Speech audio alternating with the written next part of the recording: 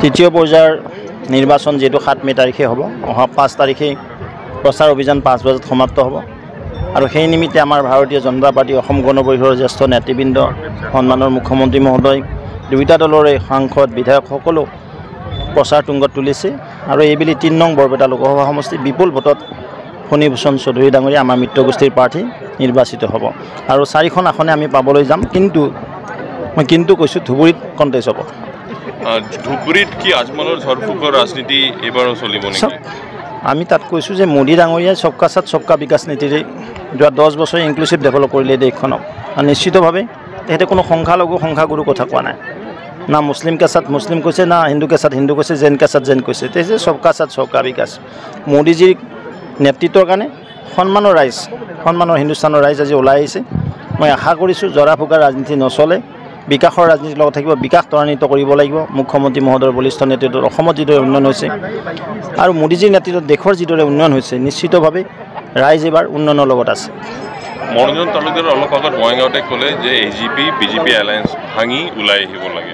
অহাবাৰ তেওঁ হাৰি আছে আৰু কি এলায়েন্স থাকিব তেওঁ ক'ত থাকিব তেওঁ এলায়েন্স ভাঙাৰ কাৰণে কোন তেওঁ অসম গণ পৰিষদৰ এই নহয় এডভাইচাৰ নহয় দলৰ এডভাইচাৰহে কয় তেওঁ উপদেষ্টা নহয়তো সেইটো দলৰ তেওঁ বামপন্থী শেষ কৰিলে দেশখন ক'ৰবাত এটা কৈ কিবা জিতিলে আকৌ হাৰি আছে অহা বছৰ তেওঁ পাৰ্লিমেণ্টটো বাদ দিয়ক বিধানসভাতে হাৰিব ইয়াতো নোৱাৰে তেওঁ সিকিউৰিটি ফৰবিট হ'ব কংগ্ৰেছ ফুটা বেলুন ক'ত বায়ু থাকিব আজি অৱস্থা সেয়া হৈছে পুৰণা দুটকী নোটত পৰিণত হ'ল অচল নোটত পৰিণত হৈছে কংগ্ৰেছ দলৰ প্ৰতি কোনো জনতাৰ বিশ্বাস নাই কেৱল পৰিয়ালবাদ দুৰ্নীতি ভ্ৰষ্টাচাৰৰ সাগৰ আছিল ভ্ৰষ্টাচাৰৰ সম্ৰাট আছিল কংগ্ৰেছ তাৰ কাৰণে হিন্দুস্তানৰ জনগণে কংগ্ৰেছক এভয়েড কৰিছে বাই দিছে ৰকিবুল হুছেইনৰ জিকাৰ কাৰণে কিন্তু অখিল গগৈ লুৰিণজ্যোতি গগৈ সকলোৱে অখিল গগৈ এতিয়া তেওঁৰে প্ৰশ্ন আহি পৰিছে শিৱসাগৰ তেওঁ নিজে হাৰিব শিৱসাগৰবাসীয়ে আমাৰ মিত্ৰ গোষ্ঠীক ভাৰতীয় জনতা পাৰ্টিক দিছে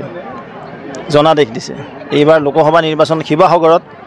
আমাৰ তপন গগৈ ডাঙৰীয়া লিড ল'ব